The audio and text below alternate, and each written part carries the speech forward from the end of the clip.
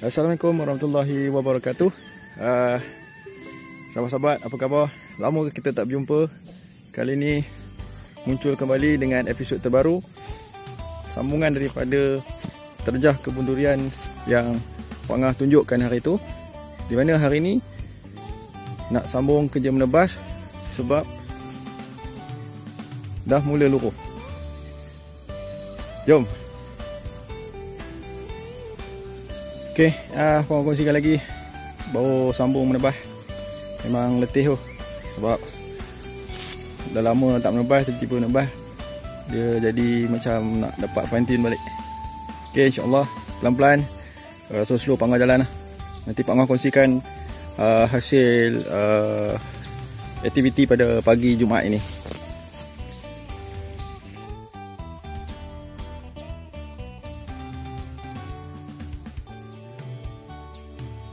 Okay, sekarang ni Pak Ngah nak tebas yang pokok ni dalam ketan keladi ni. Dia kena pakai apa, kelengkapan lah, tutup muka apa semua sebab keladi. Nanti kita pocik mesin, dia gatai sikit. Sebab usahakan juga sebab pokok ni dia isinya sedap, warna putih, isinya berlemak. Nanti kat bawah tu dia ada berpaya sikit lah.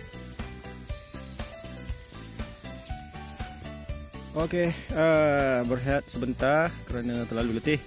Kerana dah banyak dah yang ditebas. Tinggal ni je lagi. Yang sebuah mana dah tebas dah.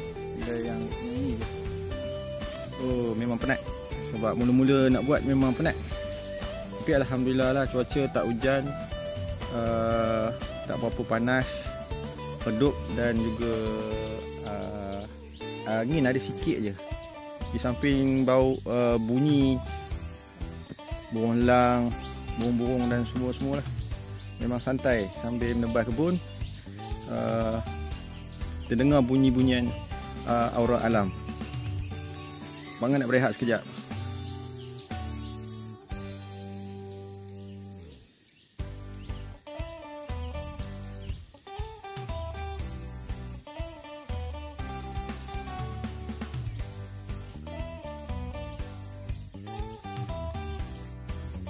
Sambil rehat, pruning sikit lah.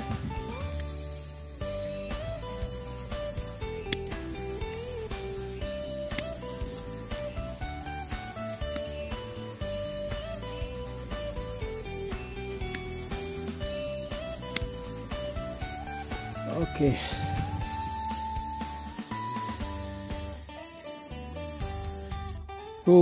Daripada sana Pak Ngah tebas, awak sampai ke bawah, sampailah ke tu, kemudian sampai ke bawah. Nanti petang ni lepas Jumaat insya-Allah kita settlekan bahagian yang ni pula. Mantap.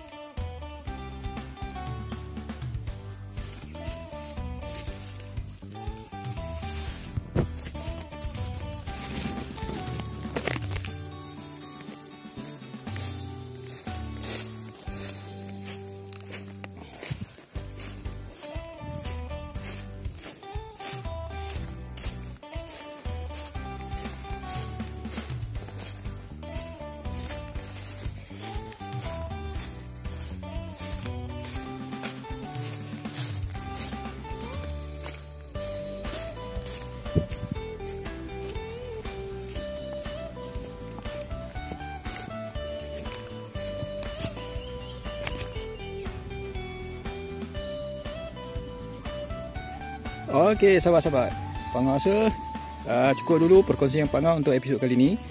Pangah nak balik dulu sebab dah siap untuk sesi pagi. Nanti nak sambung ke sesi petang. Okey, Pangah cakap pun dah tercungap-cungap sebab penat tu. Bukit dia turun curam ke bawah. Okey, apa-apa pun terima kasih sahabat-sahabat Pangah ucapkan kerana sudi menonton video Pangah yang tak seberapa ni. Akhir kata, hashtag Pangah. Asal rajin, insya-Allah jadi.